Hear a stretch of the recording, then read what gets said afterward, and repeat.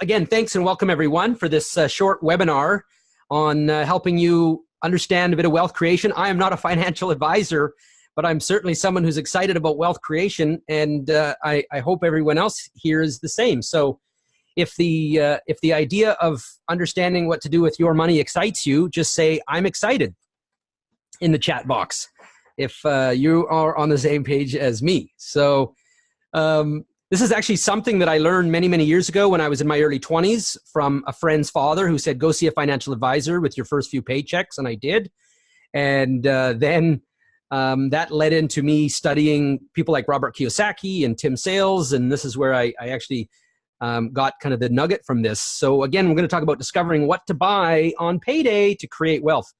So it's important to know what the rich buy on payday when they get their paychecks to create wealth that the poor in middle class do not.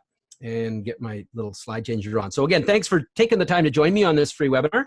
We created this presentation to help regular people understand the basics of wealth creation. And in this presentation, you'll discover what the rich buy on payday to create wealth that the poor and middle class don't. So you'll learn some basic words to know, what you want to buy on payday, a simple wealth creation formula, plus much more. So let's go ahead and get started. So here's some basic words to know. Now, the first question I'll ask is, are you aware that there are certain differences in what the rich buy on payday compared to the poor and the middle class? I was certainly shocked at how simple but powerful this information was when I first discovered it. I mean, I believe schools should be teaching it in first grade. There's really not much financial education, and it's again something that I learned from Robert Kiyosaki, was that we should all be working towards having financial literacy. And this is why the rich get richer and the poor keep getting poorer while the middle class are overworked and worn out. Now, I know Hollywood tries to sort of portray most rich people as a bunch of, horrible people that are maybe stealing from other people. But I don't believe that to be the case. Some of the wealthiest folks that I know are some of the kindest, most generous people I know. So they're also very worldly and knowledgeable. So here are some basic business words you need to know to help you understand this concept. So the words you need to know are, number one, income, which is money that you bring in or earn, pretty obvious, and then expenses. So this is the money that you spend or goes out. Now, my accountant, who's working across the street, would know this and much more, but this is probably 101 stuff they learned on day one. But these are the valuable these are the valuable things that you earn money, or that earn you money. Let me clarify that, or will provide future benefit. So if you're an accountant or a financial partner, so my accountant may disagree in part because the traditional meaning of an asset is just something you own or control. But we'll get back to this. So then let's talk about liabilities. So the definition of this is this: obligations that are payable to another person or entity, meaning something that costs you money. So now this is interesting, and it surprised me when I first heard it. A house is typically viewed as an asset, but can it actually be a liability? And the answer is yes. By the definition that I used earlier in this previous slide, anything that will cost you money is a liability, not an asset.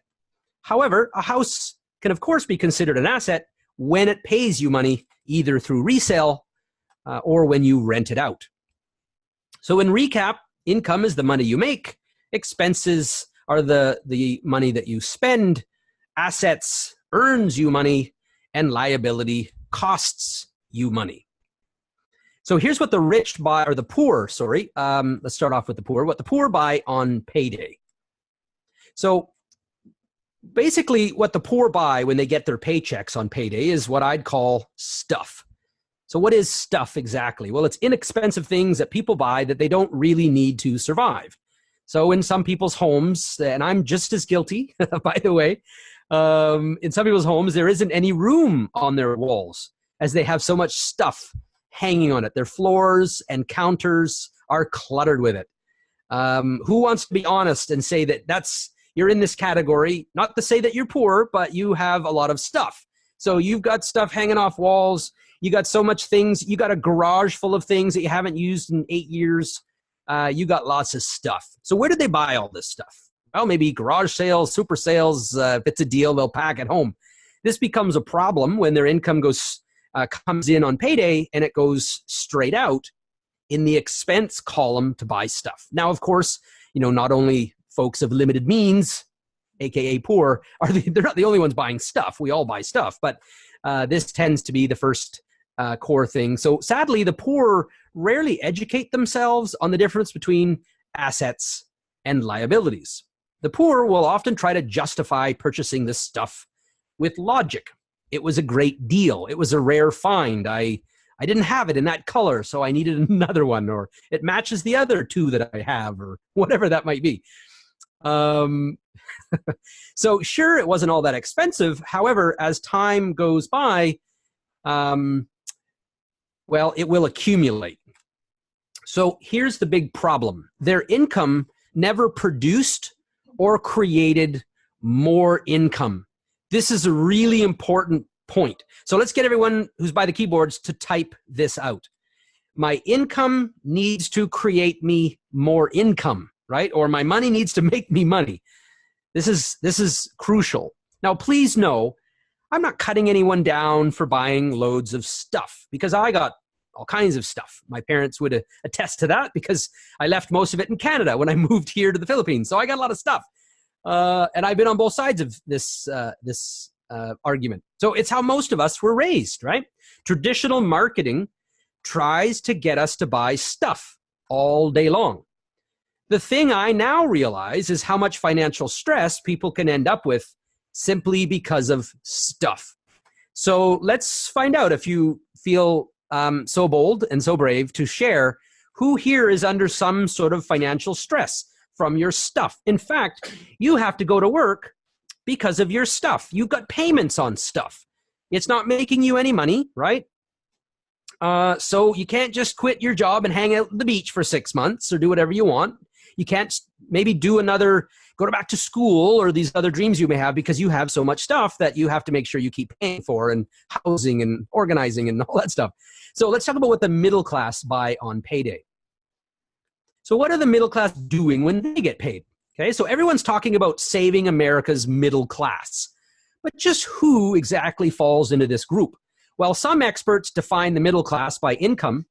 Others define it by lifestyle. So now, still others say it's a state of mind. A wider characterization includes everyone but the poorest 20% and the wealthiest 20%. Here's a visual of that.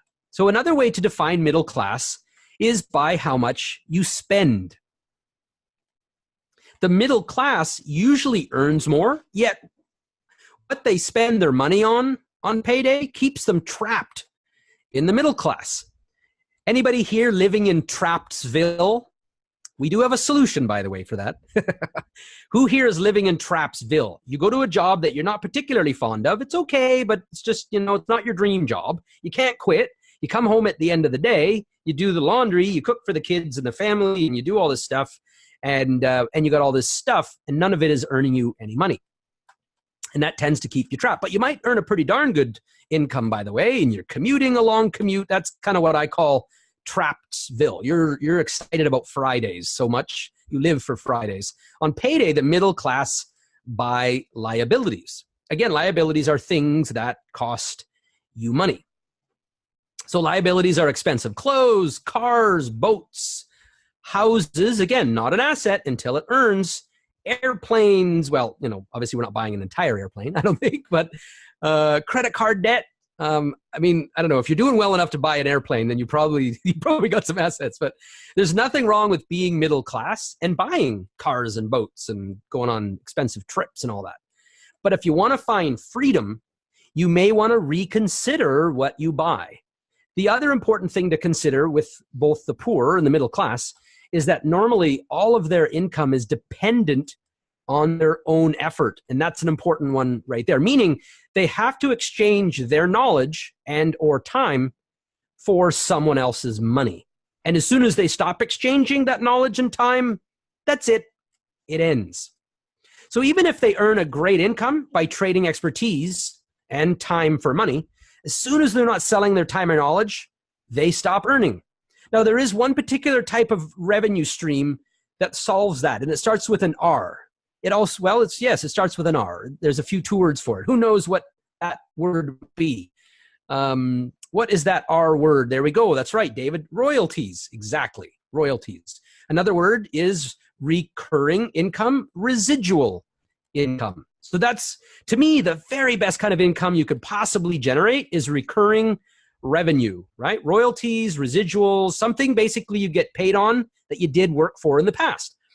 So even though on the outside, the middle class seem to be living, high and doing really well, the reality is if they're only buying liabilities, yeah, they got the car, the boats, they're actually in the same boat as the poor. They just have nicer clothes and nicer things, right? So they're not buying things that earn them money either. But so what do you want to buy on payday? Well, let's discuss that. Now, if you shouldn't be buying stuff, at least not all the time, what should you buy? Well, on payday, the rich and wealthy buy things that earn them more money. And that word is assets. So an asset, again, is something that earns you income. If you want to create wealth, you want to buy assets that earn you more income. The wealthy spend their money and buy things that produce them more money. So in my case, I've been on foot for 11 years because I left my cars back home in Canada. So I moved to the Philippines. I was planning on going back to Canada, but it just didn't quite work out that way. This is where I ended up finding an office and a team and to help me build my internet business. Well, anyways, basically, I haven't bought a car. And why is that? Well, when I need to, I can rent them. And I have plowed the money that I earn not into a liability, which is what a vehicle is, which is something I'd love to have because I don't always want to have to rent and stand on the side of the road waiting for a bus and things like that. It's not as much fun, but I would rather put my money into assets at this point so that my assets can then buy me the car. Does that make sense, folks? So put your money into investments and assets, not into cars and liabilities, and then take the money from those assets and investments and then do that. Now, of course, I have the luxury in that where I live, I can get around with little motorcycles and buses, and so it works for me. I realize for some of you, that's just completely impossible and you really need to own a car. So, well, you got to buy a car. So again, no judgment on how you spend your money. We just want you to be able to rethink of that. Now, let me give you an example. I have somebody that I was teaching how to have her own internet-based business. And she told me she didn't have any money to invest in her business, but she just went out and spent like a couple $1,000s on spinners for her car. Do you know what spinners are? You know, those little, like when you stop your car, those little wheelie things that keep spinning and they're all shiny and whoa, it looks amazing. How much do you think she's going to ever earn on those spinners that are on her car, right? Looks kind of snazzy, but it's not going to earn her any money. So that's just the mentality we want to have. And we're not always going to be perfect, right? But we just want to be able to, when it comes time to make those business decisions, those financial decisions, you'll have something to kind of go back on that'll give you some strategy with what you're going to do with your money. So here are a few examples of assets that can produce income. So investments, stocks, bonds, real estate, beautiful one there. If you can rent it out, etc. Art, precious metals, or diamonds or things like that. Jewelry, education. Education could be an asset provided that you use it to do something that produces income. And then businesses. So businesses that earn a profit are also an asset. Now, the best type of business is one that creates a residual income, meaning you keep getting paid after the work is done. I was just working with a client earlier today, and her brother owns a fertilizer business, but if he becomes sick or was to pass away, the business would be nearly toast because the business really relies on him to run it. So that's a real problem. A simple wealth creation formula. So let's talk about that. Okay, so creating wealth is not a mystery. And I really wish that everybody in their, I'm going to make sure when my daughter can actually understand this, that she will watch things like this. It's not a mystery. It's really a formula. So the only reason someone doesn't create wealth is because they don't know or they don't apply the formula. So who here up till now has felt to some degree that rich people are lucky and they just got luckier than you did? And there's no doubt luck plays some part in getting wealthy because sometimes you're just at the right place at the right time. But that was really the main reason, or they got a silver spoon in their mouth. So they were born into it. And just that wealth comes from that. and that there's really no way that you in your situation could really ever get out of your hole because, well, you weren't born with a silver spoon and you're not lucky, etc., etc. So let's look at the formula. Okay, buy assets that earn you income. So if you went and bought a little mini hot dog stand or a little vending machine and it made you an extra $100 a month or something like that, that's an asset, right? So again, I recommend businesses that can create residual income. So that's the big word here. Then use that income to buy you more assets, which in turn produce more income. This means your money is creating you more money. And that is how the rich get richer. So in recap, the poor buy stuff, the middle class buy liabilities, and the wealthy buy assets. Okay, so again, the poor buy stuff, the middle class buy liabilities, and the wealthy buy assets. So if you guys could give yourselves a ratio, where do you feel you are on this level? Not whether, I'm not asking you whether you feel you're wealthy, middle class, or poor, but where do you feel you are with your spending habits? Are you, 80% stuff, 20%, liabilities, 0% assets, et cetera, et cetera. So just type in, 10% stuff, 30% liabilities, 90%, whatever the ratio would be. Go ahead and share that if you don't mind, where you feel you are. I guess we should have run a poll for this. Where you feel you are. All right, so 15, 70, 15. There you go. You can put in the number just like Brian did. Well done. So 15, 70, 15. Good for you. And you know what, Brian? That's probably better than most. I mean, most are lucky to put 10% away into investments or anything like that. Shania buys food and pays bills. And you know what? That's got to be done too. So this may seem like it's a bit of a mountain for you to climb, but here's the key thing, is that your situation won't always be where you are at. When you do get a little bit of extra money that gets you on top of the food and bills, which just has to be done, then at least now you will know what you're going to do with that money. Okay, so I don't want this to make anyone feel bad that they're not in this situation. I just want this to give you a new hope, if anything, right? That you're inspired to know you can create wealth by following this formula. And this may take you a while. I'm not making any promises by any means. Star Wars, there you go. Whoa, Carrie, look at you, 15, 30, 55. That's huge. 10, 70, 20. So well done, folks. So let's just talk quickly, if we could, about a business that creates residual income. So if you'd like a business that helps you create residual income that I've mentioned now several times, I recommend that you begin by investigating the online business I run and recommend for others. Even if you decide you'd prefer other options, at least you'll see exactly how my proven turnkey system operates for future reference. Now, I'm going to just clarify this. I don't actually want you looking at my business model. I want you to go to the person that brought you to this event.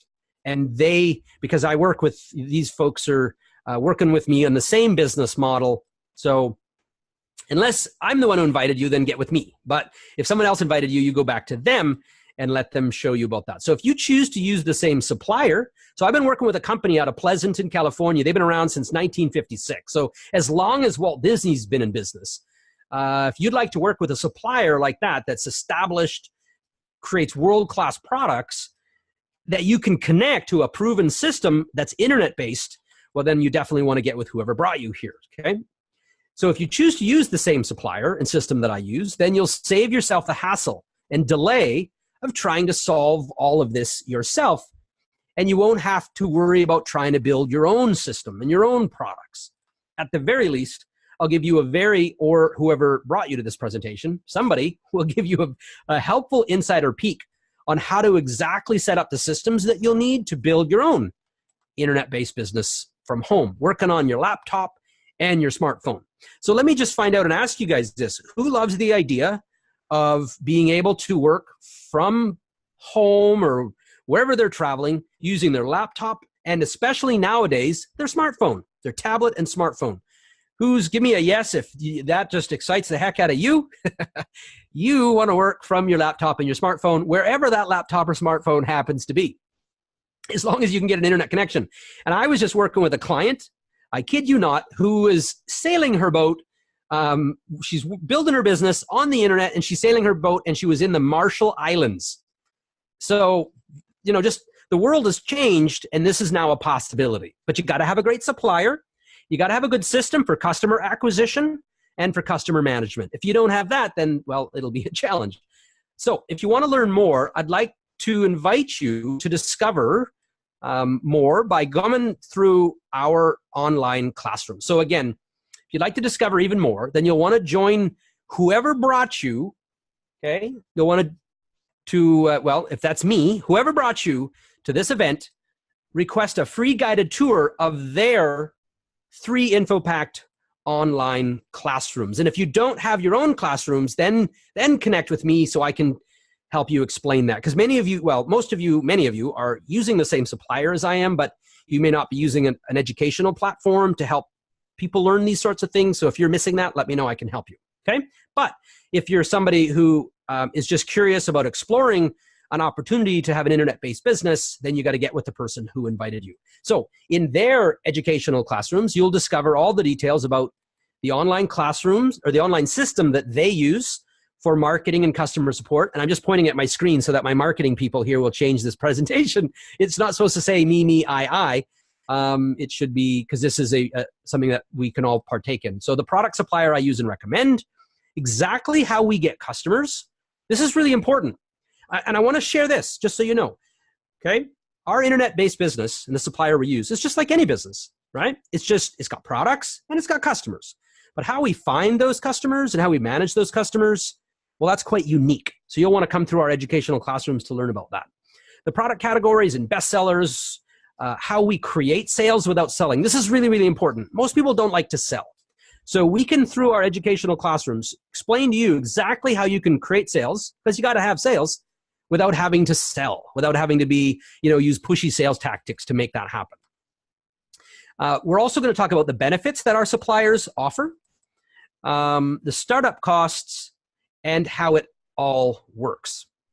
So if that's of interest to you, again, no risk, no obligation. You don't have to spend a cent to go through your guide's classroom. So whoever you get with is what we call a program guide. They're going to guide you through the educational program and let you have a look. And if it's just not a fit for you, then no problem. So again, free to look, no cost to take a peek, no pressure, no risk. So again, if you'd like a free tour of the person's classrooms who brought you here, could you just type in, I'd like a free tour? And we will make sure that somebody gets back with you. Just in case either the person who invited you is not here, we can make sure we connect you properly. Or if maybe you didn't have a person, or you did come through me or something like that, or you don't have classrooms, just go ahead and type and say, I'd like the tour. That's okay. So Carrie, if your yes means that, I'm going to get you to retype it to I'd like the tour. Okay. So just say, I'd like the tour. If you'd like to learn more about this educational opportunity with an internet-based business. Right, that's Suzanne. And that's it. So thanks again for joining this webinar, folks. We look forward to seeing you on one of our upcoming events where we'll cover more topics on learning to earn online. I'll just pause for a quick second in case there is anyone else who has got any other questions. Other than that, I'll let it go. Oh, I would like to just give you one thing, if I could. Let me just do this, if you don't mind. I'm just going to give you a link to a set of, it's a Facebook group that is designed for exploring this opportunity, and you can learn from others. So let me just type in that link, give that to you guys so you can go ahead and join this group. And we welcome you to explore having your own internet-based business working from your laptop and smartphone. So I'm just going to type this in 1 second here, all panelists and attendees. That's the group. So go ahead, folks, join the group. And I appreciate you guys so much. I think this has been great. Thanks for giving me the time. And we'll see you on the next event. Thanks, everyone. Take care. Bye for now.